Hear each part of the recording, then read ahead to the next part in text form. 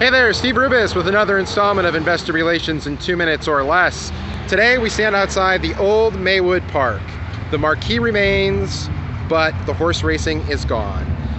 A lot of people who are horse racing aficionados remember the halcyon days of the sing-song voice of Tony Silvero calling races here. And really today's backdrop epitomizes the topic of today's video. And it's this idea that, what may seem like a problem today is actually a gift because you could be gone tomorrow. And that issue is the idea that we have too many analysts.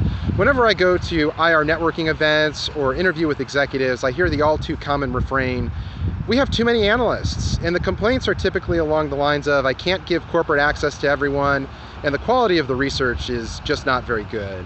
And in investor relations, you only have to do one thing to be successful. That's be accessible and willing to answer questions of investors. Nowhere does it say you have to give corporate access to everyone, and nowhere does it say that you really have to worry about the quality of the research. And so I'd really like to encourage IROs and executives to rethink this "we have too many analysts" problem in the following ways.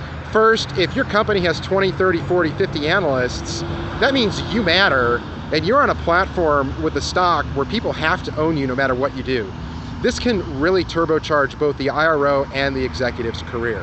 Secondly, think of the sell side as your stock sales force. You can use the sell side to pave the way to build relationships to gain those long onlys that you really want in the book instead of the short-term focused hedge funds.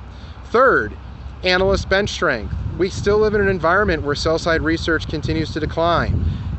One day you could be at 8 analysts and tomorrow you could be at 2. If you go to 2 analysts, it's going to be infinitely more difficult to get people to care about who you are and what your story is as a company. And then lastly, let's touch on research quality. Really, the only time you need to worry about research quality is if someone is negative and has an axe to grind, or they're just completely factually incorrect. And this is the key.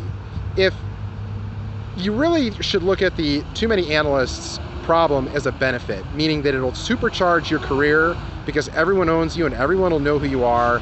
And the best way to solve the common problems of having too many analysts is hiring an investor relations officer who's engaging, willing to interact with investors, and go out of his or her way to make sure that investors are happy and feel listened to. With that, when it comes to investor relations, I lived it so you don't have to. Thanks for watching.